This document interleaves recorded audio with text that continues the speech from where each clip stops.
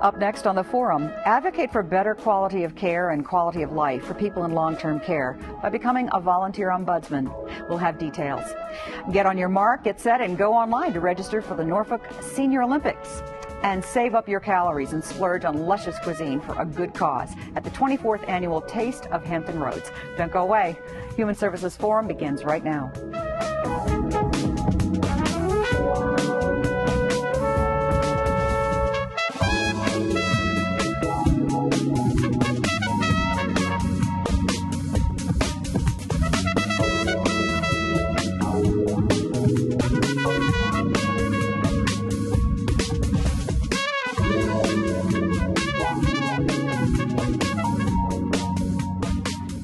Hello and welcome to the Forum.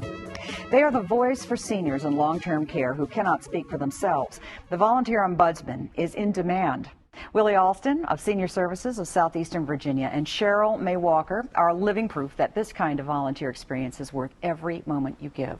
And thanks for sharing a really wonderful program that people may not know exists, but it may be a really good fit for them. Thank you for allowing us the opportunity to share what we do on a day-to-day basis, but something that makes such an impact in the senior community. Ombudsman is a term that a lot of people, when we say we're ombudsman, the question is, well, what is that? Yes. And the way we describe it and explain it is that we are patient advocates. We're individuals that stand in the gap between long-term care providers and consumers of long-term care. So that includes nursing home individuals, folks that are in assisted living facilities, and also a little known fact, individuals that are receiving home health care. We're also advocates for those so that if there's problems, we help solve them. If there's information that they need, we provide it. We're just a one-stop shopping kind of thing. Okay. And I've spoken with Willie in the past, and he is a very enthusiastic supporter of this and just a wonderful spokesperson for it. You have brought with you Cheryl May Walker, who is also an ombudsman and has been involved in doing this as well. So what drew you to become a volunteer? I just like to help. My sister always told me that this is what I should do. I'm always there. I step up and I take charge when things need to be taken care of. And do you feel it's a good fit? Oh, yes, definitely. Yeah? I thoroughly enjoy what I do. What is it that you get out of it the most? Just seeing their smile, seeing their relief that somebody's helping them. And it could be the smallest thing sometimes. And just the relief that they don't have to deal with it, that it's taken and it's being taken care of. Mm-hmm. And that, you know, the follow-up, it comes with it also, that they get told what's going on and what's happening with it. So they know somebody's there for them. Yes, there for them. They get the relief that, you know, so that's very rewarding. Right. It is.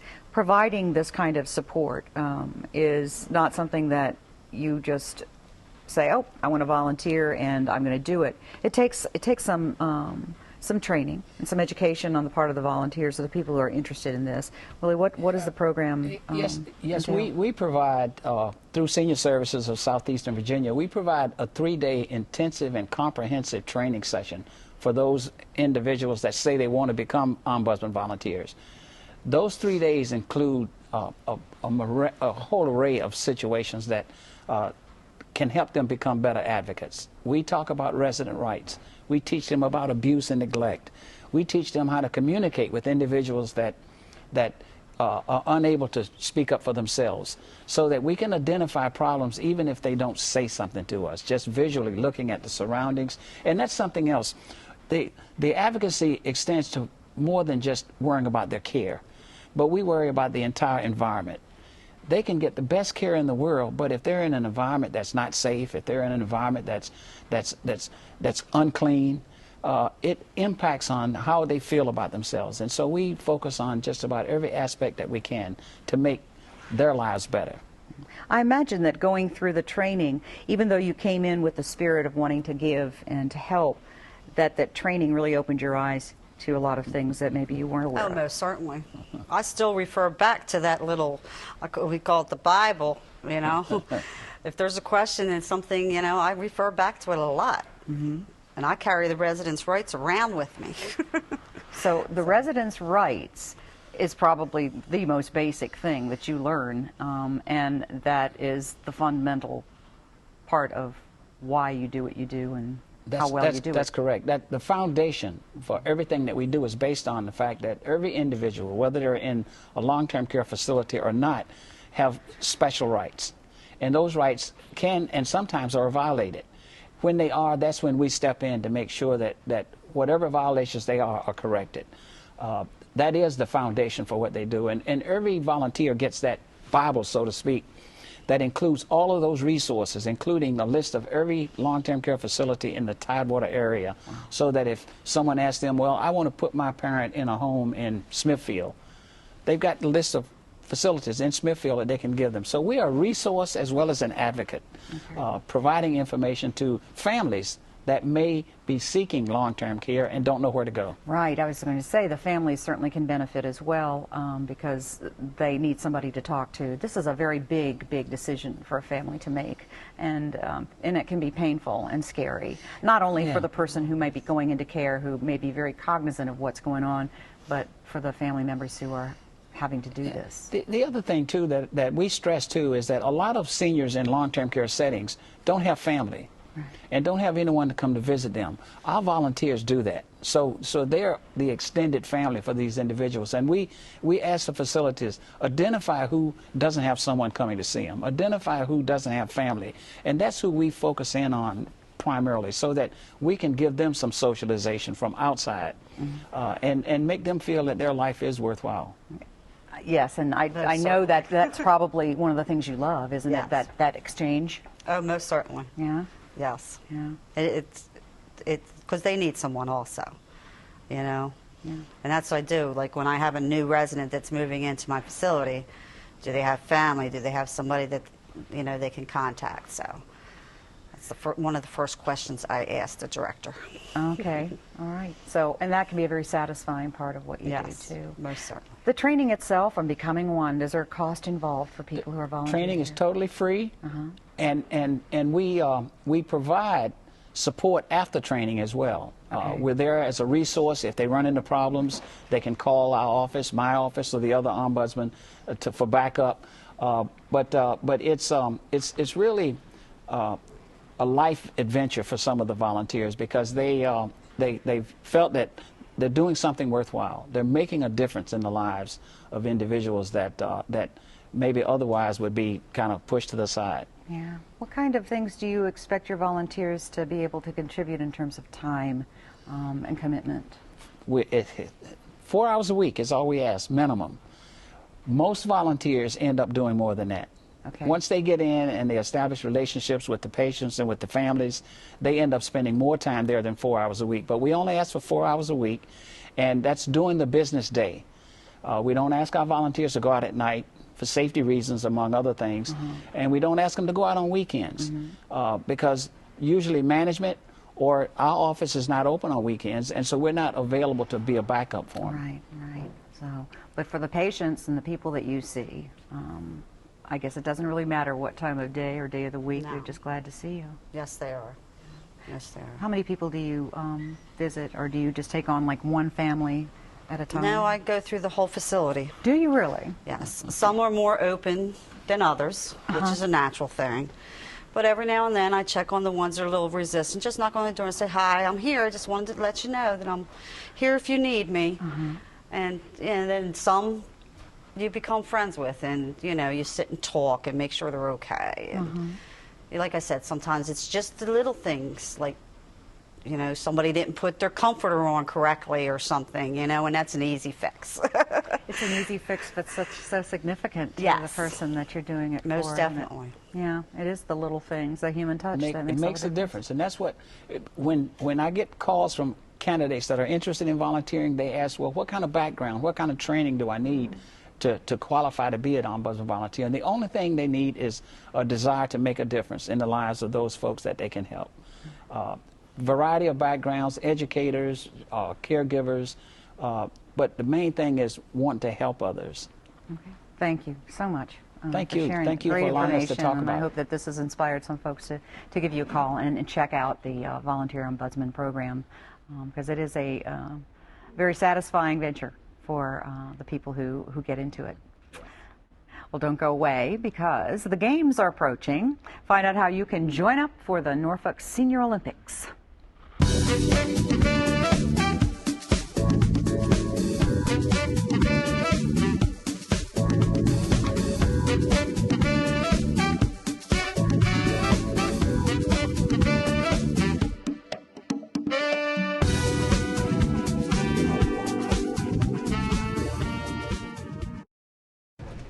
Hey, Sandra.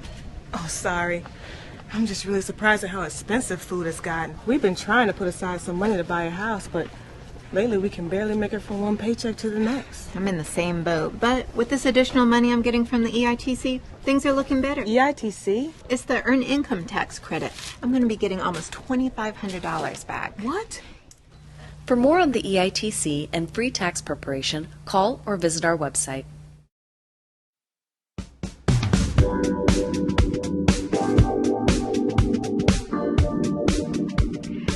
During the first week of May, the City of Norfolk's Department of Recreation, Parks, and Open Space opens the floodgates to local Olympians. Senior Olympians, that is.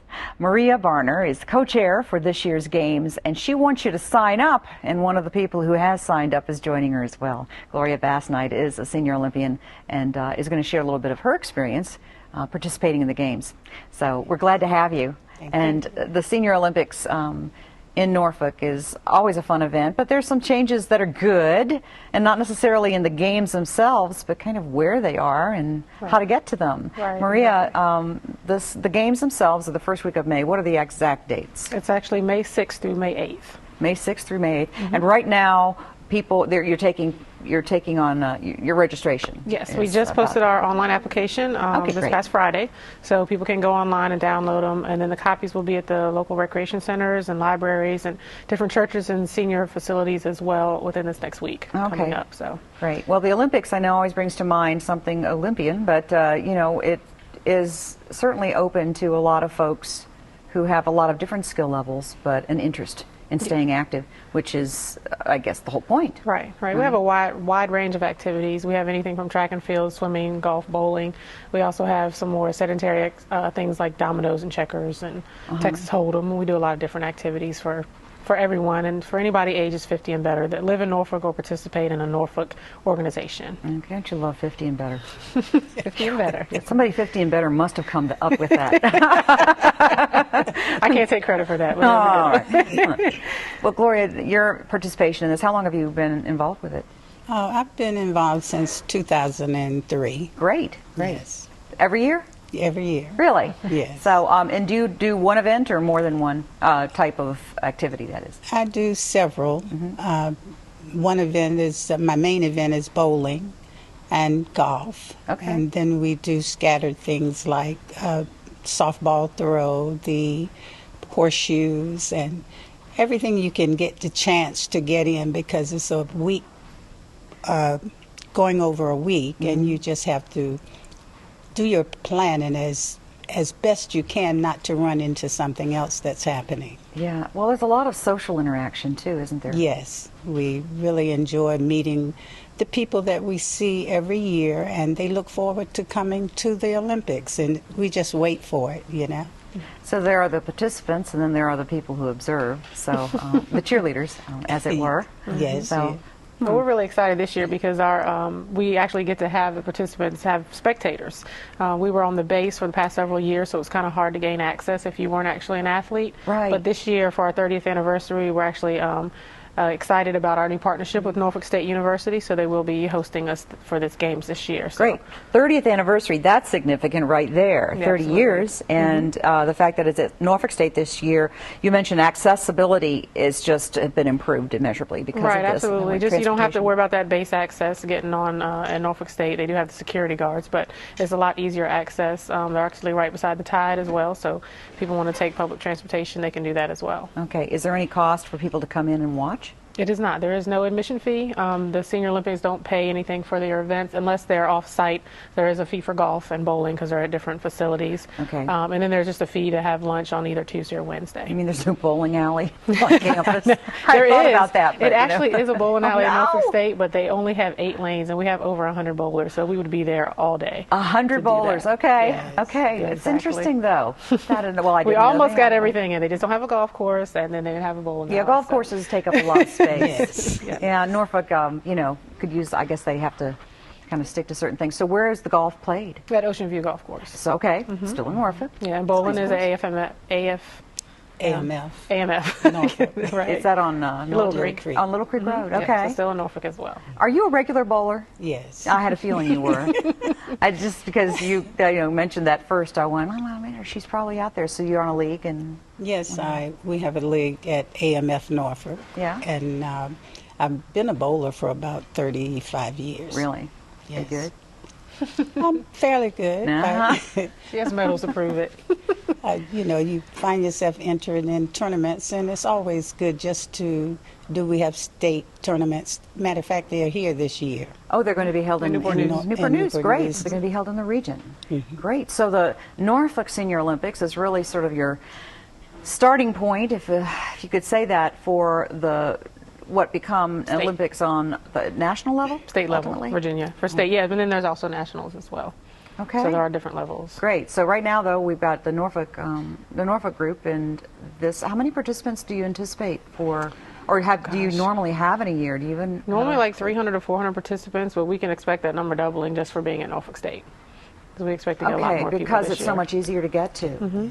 Which will be very interesting. It will be. So No do you idea have a what to expect. cheerleading squad, or is there talk of having one? Because that would be fun. I know we don't, but I mean, we're definitely opening it up to people that want to come out. I know the families are really excited about being able to watch them without having to give up any personal information to get on the campus. So it's going to be really good. The Yeah. base has been an excellent host for us the past several years we've been there, but this is Yes. just going to make it a lot easier. Yeah. Well, what fun. So the Norfolk Senior Olympics, and you get some gold medal winners from that, and they move on to the state? Is that how it works? And then Not they necessarily. compete? For the states, you don't necessarily have to win a gold to go to states. Anyone can go to states. If you want to go okay. there, you can go. Great. Yeah, it's definitely good practice for you to get there and help you keep track of your times and your scores, but it's not necessary though. You mentioned it's 15 better, so clearly you always have the oldest participant of each year. What is the age of our oldest one? I think last year there was a gentleman that we brought in the torch for us during our opening ceremonies. I believe he was in his late 90s. I can't remember the exact number, Okay. but there's a range, but the categories are all based on age. So the 50-year-old wouldn't be competing with the 97-year-old per se, but all the categories are divided by ages. I bet some of the 97-year-olds could. They probably compete could, then. yeah. Some of the people that are swimming can probably swim laps around me. Yeah. Very Yeah, good. well, I'm sure they could around me too. You play golf as well. Are you a regular golfer? Not regular, but periodically. And, you have friends that you go out with. Yeah. But I'm not on like the diehards. Yeah. Well, it just sounds like a lot of fun. It is. It's a lot of fun. I enjoy it because it takes your mind away from everything. Yeah. And you can enjoy just running behind a little white ball. And Miss Gloria's mother, Don't tell those serious golfers that. her mother actually participated in the Olympics as well. Oh, really? Oh, that's Yes. wonderful. So it runs in the family. She competed until she was 90. Wow. Yes. That's wonderful. Well, I think that's an inspiration for others too, is that, to stay active is important, and you've been active probably most of your life, or you wouldn't be continuing to do what you're doing at the pace at which you are, because I'm not going to ask your score. But but clearly it must be pretty good. So we have the Norfolk Senior Olympics, again, the dates. May 6th through May 8th. Okay, and if you want to register, you can register. You can get the application online, or you can also get the hard copies at your recreation centers, libraries, local senior organizations. We'll All have right. them as well. The main number for the Department of Recreation, Parks, and Open Space, if you need to be referred to somebody, and the website too, RPOS, on norfolk.gov. You should be able to access now Yes.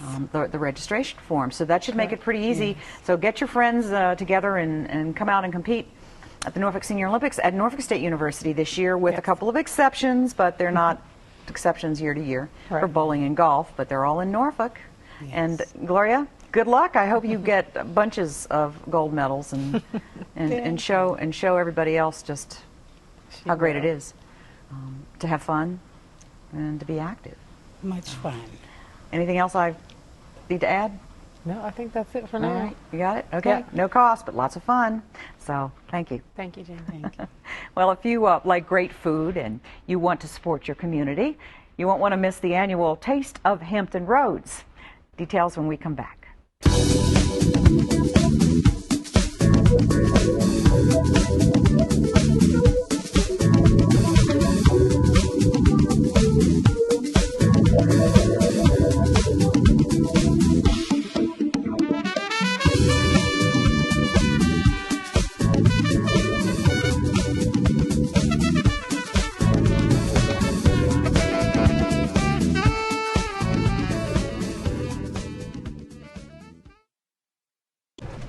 Hey, Sandra. Oh, sorry. I'm just really surprised at how expensive food has gotten. We've been trying to put aside some money to buy a house, but lately we can barely make it from one paycheck to the next. I'm in the same boat, but with this additional money I'm getting from the EITC, things are looking better. EITC? It's the Earned Income Tax Credit. I'm going to be getting almost $2,500 back. What? For more on the EITC and free tax preparation, call or visit our website.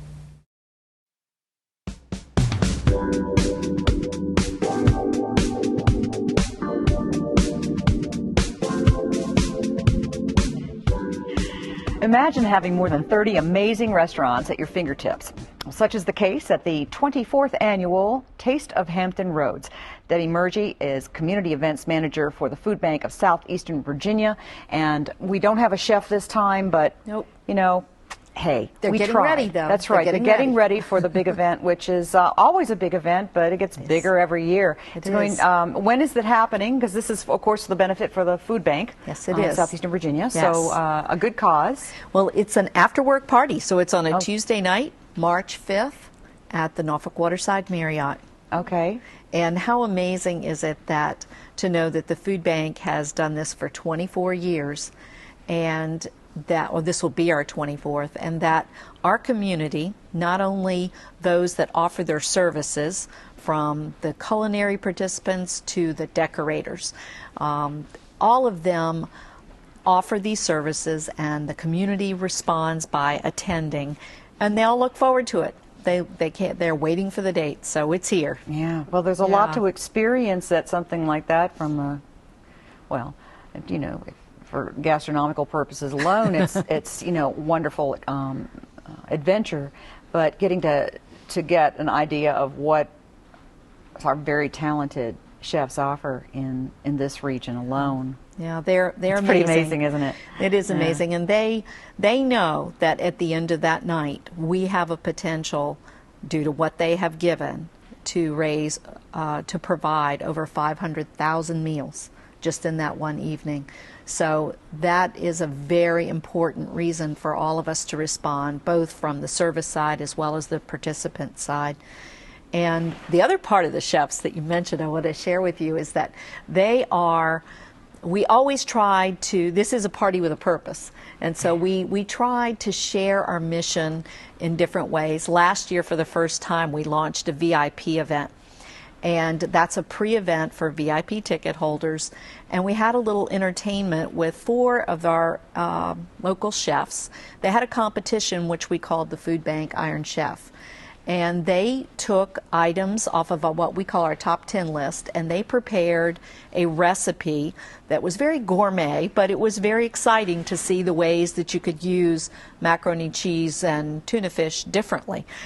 So they had a great time with it. So this year, knowing that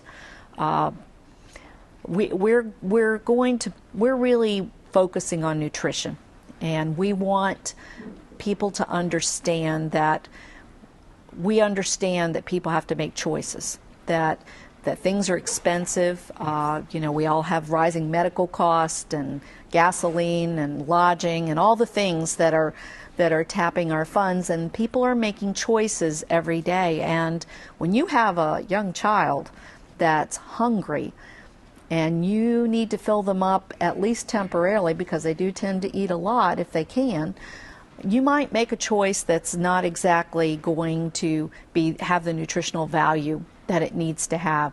And a child gets in those habits of filling with those foods, and then next thing you know, there are other issues. There are health issues, and there are learning issues and behavioral issues. Right, so the fallout from just that decision, that basic decision, can really play out over a child's lifetime. The Iron Chefs competition, is this addressing some of these that's where challenges? we're going with it. So now we are using this as an educational piece to go, and our theme will be from farm to fork. So let's look at what's produced locally that maybe you could even grow in your own backyard. So you could produce, if you will, or something more nutritional, or maybe you would, when you go in the grocery store, if you've had a different experience with something, when you're faced with the snack that might be filling, or maybe spinach that you always thought was awful, that's amazing, now maybe that education will kick in and the results will be much better long term. So our Iron Chef this year, they're going to be challenged. We have some local farmers that have donated a secret ingredient. All right. Gosh, that could be anything. It could be anything. So, what fun. But they won't know that until the competition? They won't know. How fun. They won't know. Great. But they're ready. They're sharpening their knives and they're ready to go. And in addition to that, all of our culinary participants in the taste event that actually begins at 5:30, they also are being encouraged to try to use at least a local ingredient and try to share foods that have good nutritional value, good choices for people. Okay. Well, good. Well, there's no better way to reach people than through their stomachs, and this is certainly a great way to reach people who also can reach into their pockets and perhaps Yes. support our community and one of our basic needs in life, which is food. And it's a need. In a world where many people may seek plenty, there are many who do not have it. That's so right. Under That's all right. of this is the very serious message that we have people here who are hungry. That's right. And some people don't have any idea what that feels like. But this event, as fun as it is, That's right. certainly has. And we distributed over 13 million meals last year. So there this you is go. a very, very serious issue. Okay, so But while 500,000 meals is what they generated That's right. last year, and hopefully another 500,000 this time. So go. Call the number that we put up on the screen and attend the 24th annual Taste of Hampton Roads. Thank you, Debbie, for You're welcome. for sharing You're all the welcome. information, and I'll see you there. I hope you do. Thank And you. we will see you again next time. Bye.